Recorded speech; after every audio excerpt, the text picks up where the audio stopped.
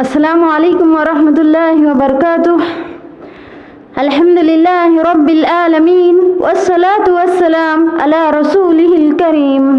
ವೇದಿಕೆಯ ಮೇಲೆ ಹಾಸೀನರಾಗಿರುವ ಮಾನ್ಯ ಸಭಾ ಅಧ್ಯಕ್ಷರೇ, ಶಿಕ್ಷಕರೇ ಹಾಗೂ ನನ್ನ ಪ್ರೀತಿಯ ಇಸ್ಲಾಮಿನ ಸಹೋದರಿಯರೇ, ಇವತ್ತಿನ ಈ ಸಮಾರಂಭದಲ್ಲಿ ನನ್ನ ಭಾಷಣದ ವಿಷಯ ಪೋಷಕರು ಮತ್ತು ಇಂದಿನ ಯುವ ಜನತೆ. ಸಹೋದರಿಯರೇ, ಅಲ್ಲಾಹ್ ತಾಲಾ ನಮಗೆ ಅಪಾರ ಅನುಗ್ರಹಗಳನ್ನು ನೀಡಿದ್ದಾನೆ. ಆ ಅನುಗ್ರಹಗಳಲ್ಲಿ ಅತ್ಯಂತ ಮಹತ್ವವಾದುದು ಪೋಷಕರು. ಅಲ್ಲಾಹ್ ತಾಲಾ ತನ್ನ ಪವಿತ್ರ ಗ್ರಂಥ ಕುರಾನ್ನಲ್ಲಿ ಹೇಳುತ್ತಾನೆ, ವಅಬುದುಲ್ಲಾಹ ವಲಾ ತುಶ್ರಿಕು ಬಿಹಿ ಶೈಆ ವಬಿಲ್ ವಾಲಿದೈನಿ ಇಹ್ಸಾನಾ. ನೀವು ಅಲ್ಲಾಹ್ನನ್ನೇ ಆರಾಧಿಸಿ ಹಾಗೂ ಪೋಷಕರ ಜೊತೆ ಉತ್ತಮವಾಗಿ ವರ್ತಿಸಿ. ಈ ಆಯತ್ತಿನಲ್ಲಿ ಅಲ್ಲಾಹ್ ತಾಲಾ ತನ್ನ ಆರಾಧನೆಯ ನಂತರ ತಕ್ಷಣವೇ ಪೋಷಕರ ಜೊತೆ ಉತ್ತಮವಾಗಿ ವರ್ತಿಸಲು ಆದೇಶಿಸಿದ್ದಾನೆ. ಸಹೋದರಿಯರೇ, ಪೋಷಕರು ನಮ್ಮ ಜೀವನದ ಮೂಲ ಸ್ತಂಭ. ಅವರೇ ನಮ್ಮ ಜೀವನದ ಮೊದಲ ಗುರುಗಳು.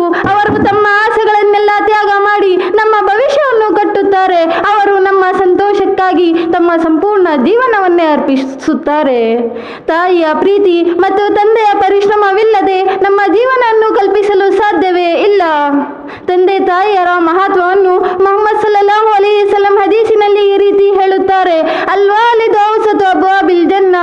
ತಂದೆ ಸ್ವರ್ಗದ ಮಧ್ಯದ ಬಾಗಿಲು, ಅದೇ ರೀತಿ ತಾಯಿಯ ಕಾಲಿನ ಕೆಳಗೆ ಸ್ವರ್ಗವಿದೆ ಎಂದಿದ್ದಾರೆ. ಸಹೋದರಿಯರೇ, ತಂದೆ ತಾಯಿಯ ಸೇವೆ ಮಾಡುವ ಮಕ್ಕಳಿಗೆ ಸ್ವರ್ಗದ ದಾರಿ ಸುಲಭವಾಗುತ್ತದೆ. ಅಲ್ಲಾಹ್ ತಾಲಾ ನಮ್ಮೆಲ್ಲರಿಗೂ ಆದೇಶಿಸಿದ್ದಾನೆ, ವಕ್ಫಿಜ್ ಲಹುಮಾ ಜನಾಹ ಝುಲ್ಲಿ ಮಿನರ್ ರಹ್ಮಾ. ನೀವು ಪೋಷಕರಿಗೆ ವಿಧೇಯರಾಗಿರಿ. ಮತ್ತೊಂದು ಕಡೆ ಹೇಳುತ್ತಾನೆ, ಫಲಾ ತಕುಲ್ ಲಹುಮಾ ಉಫ್ಫಿನ್. ನೀವು ಅವರಿಗೆ ಉಫ್ ಎಂದು ಕೂಡ ಹೇಳಬೇಡಿ. ಆದರೆ ಇಂದಿನ ಕಾಲದಲ್ಲಿ ಹಲವಾರು ಯುವಕರು ತಮ್ಮ ಪೋಷಕರ ಜೊತೆ ಗೌರವವಿಲ್ಲದೆ ವರ್ತಿಸುತ್ತಾರೆ. ಕೋಪ ಮತ್ತು ಅಸಹನೆಯಿಂದ ಅವರ ಜೊತೆ ಜೋರಾಗಿ ಮಾತನಾಡುತ್ತಾರೆ. ಅವರ ಕಷ್ಟ, ತ್ಯಾಗ ಮತ್ತು ದುಃಖಗಳನ್ನೆಲ್ಲ ಮರೆತು ಅವರ ಜೊತೆ ಕೆಟ್ಟದಾಗಿ ವರ್ತಿಸುತ್ತಾರೆ. ಸಹೋದರಿಯರೇ, ಅದಕ್ಕಿಂತ ಹೆಚ್ಚಾಗಿ ದುಃಖದ ಸಂಗತಿ ಏನೆಂದರೆ, ಇವತ್ತು ನಮ್ಮ ಹತ್ತಿರ ಮೊಬೈಲ್ಗೆ ಸಮಯವಿದೆ, ಸ್ನೇಹಿತರಿಗೆ ಸಮಯವಿದೆ, ರೀಲ್ಸ್, ಗೇಮ್ಸ್ ಮತ್ತು ಸೋಷಿಯಲ್ ಮೀಡಿಯಾಗೆ ಸಮಯವಿದೆ. ಆದರೆ ತಾಯಿಯ ಮಾತು ಕೇಳಲು ಸಮಯವಿಲ್ಲ, ತಂದೆಯ ನೋವನ್ನು ಅರ್ಥ ಮಾಡಿಕೊಳ್ಳಲು ಸಮಯವಿಲ್ಲ. ಇದೆಲ್ಲ ಇಸ್ಲಾಮಿನ ದೃಷ್ಟಿಯಲ್ಲಿ ತುಂಬಾ ಅಪಾಯಕಾರಿಯಾಗಿದೆ. ಮುಹಮ್ಮದ್ ಸಲ್ಲಲ್ಲಾಹು ಅಲೈಹಿ ವಸಲ್ಲಂ ಹದೀಸಿನಲ್ಲಿ ಹೇಳುತ್ತಾರೆ, ಪೋಷಕರಿಗೆ ಅವಿಧೇಯರಾಗುವುದು ಅತಿ ದೊಡ್ಡ ಪಾಪಗಳಲ್ಲಿ ಒಂದಾಗಿದೆ. ಸಹೋದರಿಯರೇ, ನಮ್ಮ ಇಹಲೋಕ ಮತ್ತು ಪರಲೋಕದ ಯಶಸ್ಸಿನ ದಾರಿಯೇ ಪೋಷಕರ ಜೊತೆ ಒಳ್ಳೆಯ ನಡತೆ. ಅದಕ್ಕಾಗಿ ನಮ್ಮ ಮಾತಿನಲ್ಲಿ ಅವರಿಗೆ ಅದವಿರಬೇಕು, ನಮ್ಮ ವರ್ತನೆಯಲ್ಲಿ ಅವರಿಗೆ ಗೌರವವಿರಬೇಕು, ನಮ್ಮ ಹೃದಯದಲ್ಲಿ ಅವರಿಗೆ ಶ್ರದ್ಧೆ ಇರಬೇಕು. ಯಾಕೆಂದರೆ ಪೋಷಕರೇ ನಮ್ಮ ಜೀವನದಲ್ಲಿ ಅತ್ಯಂತ ಗೌರವಾರ್ಹರು.